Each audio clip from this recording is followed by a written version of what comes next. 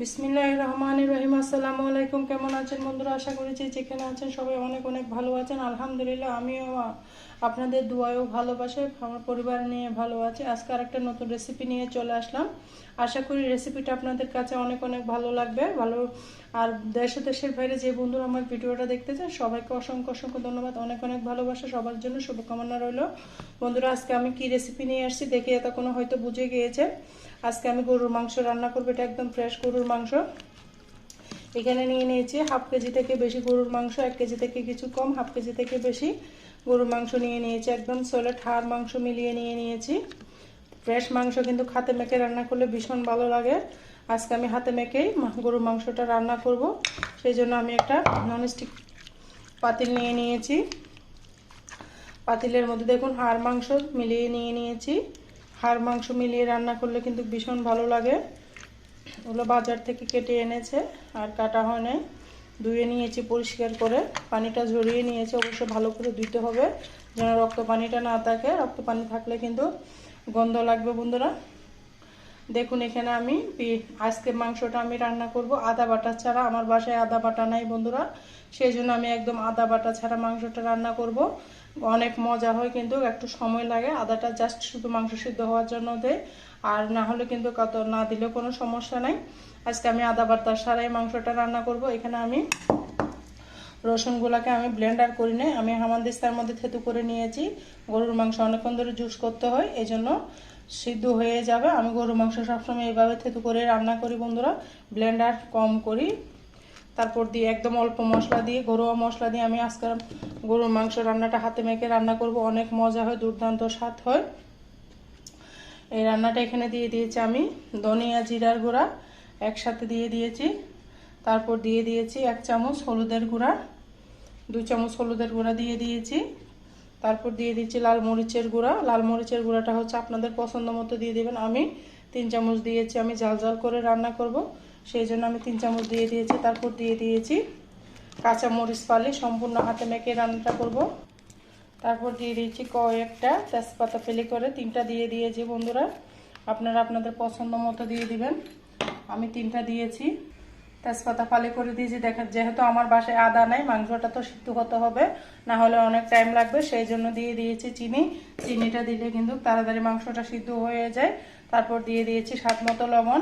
চিনিটা দিবেন আদা না থাকলে, চিনিটা দিলে মাংসটা তাড়াতাড়ি সিদ্ধ হয়ে যায় বন্ধুরা। তারপর দিব আমি রাঁধুনি মাংসের মশলা। আপনারা যারা আমার ভিডিও দেখেন তারা জানেন আমি সব মাংসের মশলার মধ্যে রাঁধুনি মাংসের মশলাটা ব্যবহার করি। আমার কাছে ভালো লাগে না, আমি ঘরের মশলাও দিই, একটু রাঁধুনি মাংসের মশলাও দিই।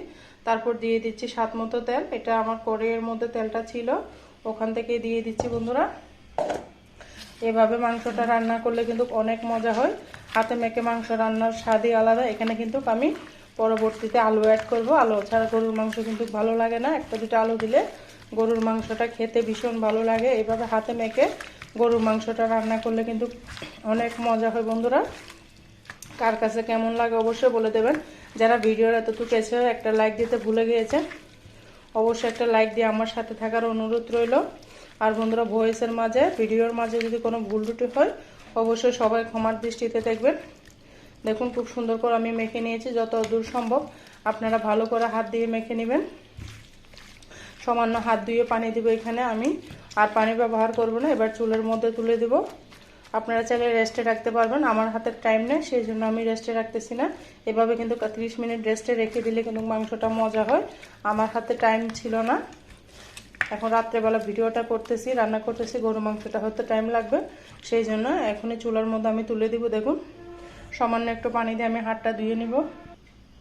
দেখুন বন্ধুরা, হাতটা ধুয়ে আমি পানি দিয়ে দিয়েছি। এই পর্যায়ে আমি মাংসটা চুলার মধ্যে তুলে দিব। হাত ধুয়ে পানি দেওয়ার মধ্যে আমি চুলার আঁচটা কমিয়ে মাংসটা সিদ্ধ করে নেব। এভাবে একবার হলো আপনারা পাশে ট্রাই করবেন, অনেক মজা হয়। আমি চুলার মধ্যে চলে যাচ্ছি বন্ধুরা। দেখুন চুলার আগুনটা ধরিয়ে দিয়েছি, আমি চুলার মধ্যে তুলে দিয়েছি মাংসটা। এবার ঢাকনা দিয়ে ঢেকে দিব।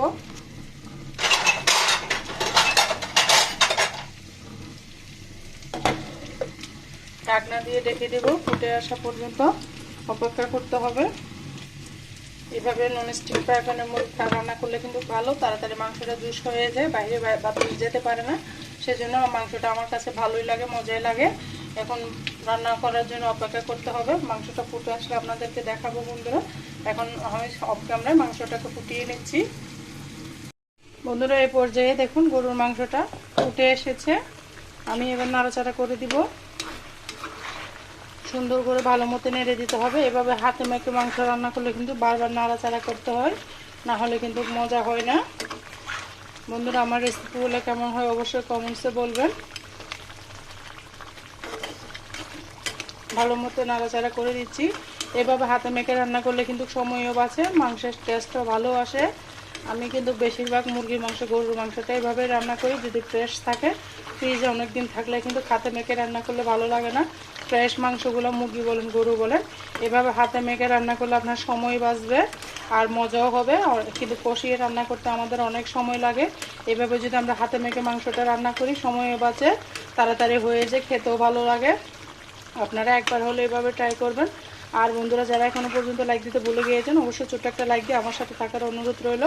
আর আমার চ্যানেলে যদি কেউ নতুন ভিজিট করে থাকেন, অবশ্যই বন্ধুরা আমার চ্যানেলটিকে সাবস্ক্রাইব করে বেল আইকনটি অন করে দেবেন, যেন আমি ভিডিও দেওয়ার সাথে সাথে নোটিফিকেশনটা আপনাদের মাঝে পৌঁছে যায়। আর বন্ধুরা যারা রিকোয়েস্ট করে রেখেছেন সবাইকে অসংখ্য অসংখ্য ধন্যবাদ, অনেক অনেক ভালোবাসা। সবার জন্য শুভকামনা ও দোয়া রইল। এই পর্যায়ে আমি আবারও ঢাকনা দিয়ে রেখে দেবো। তেল ওঠা পর্যন্ত আমার অপেক্ষা করতে হবে। আবারও ঢাকনা দিয়ে ঢেকে দিলাম সিদ্ধ হওয়ার জন্য।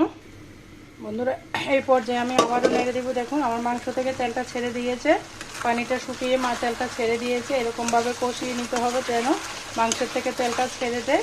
এই পর্যায়ে আমি অ্যাড করে দেবো আলু। আমি 3টা মিডিয়াম সাইজের আলু দিয়ে দিয়েছি। আলুটা দিলে কিন্তু খেতে ভালো লাগে। আমার গরুর মাংস থেকে আলুটাও আমার বাচ্চারা পছন্দ করে, সেই জন্য আমি আলুটা অ্যাড করেছি। গরুর মাংসের আলু মানে অসাধারণ লাগে রুটি পরোটা ভাতের সাথে খেতে, সেই জন্য আমি যে কোনো গরুর মাংসের সাথে আলুটা অ্যাড করি।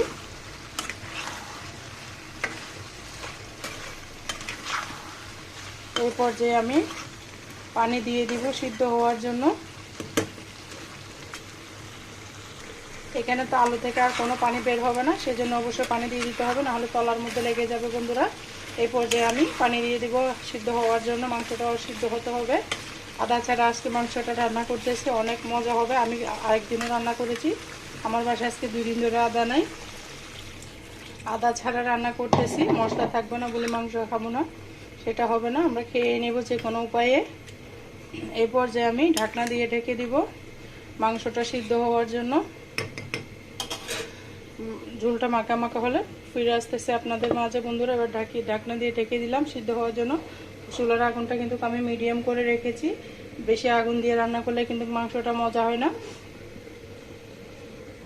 অবশ্য মাংস রান্না করার সময় চুলার আঁচটা কমিয়ে রান্না করবেন, তাহলে আপনাদের মাংস রান্না পারফেক্ট হবে। আমি অফ ক্যামেরায় মাংসটা রান্না করে নিচ্ছি বন্ধুরা, আমার সাথেই থাকুন। বন্ধুরা দেখুন মাংসটা হয়ে গিয়েছে, আমি চুলাটা বন্ধ করে দিয়েছি, একদম মাখা মাখা ঝোল করে নিয়েছি। খুব সুন্দর করে গরুর মাংসটা রান্না করে নিয়েছি। কেমন হয়েছে আমার রান্নাটা অবশ্যই কমেন্টসে বলে যাবেন বন্ধুরা। আজকের মতো এখানে আমি বিদায় নিচ্ছি। সবাই আমার সাথে এতক্ষণ পর্যন্ত থাকার জন্য সবাইকে অসংখ্য অসংখ্য ধন্যবাদ, অনেক অনেক ভালোবাসা। সবার জন্য শুভকামনা রইল। আল্লাহ হাফেজ, আসসালামু আলাইকুম।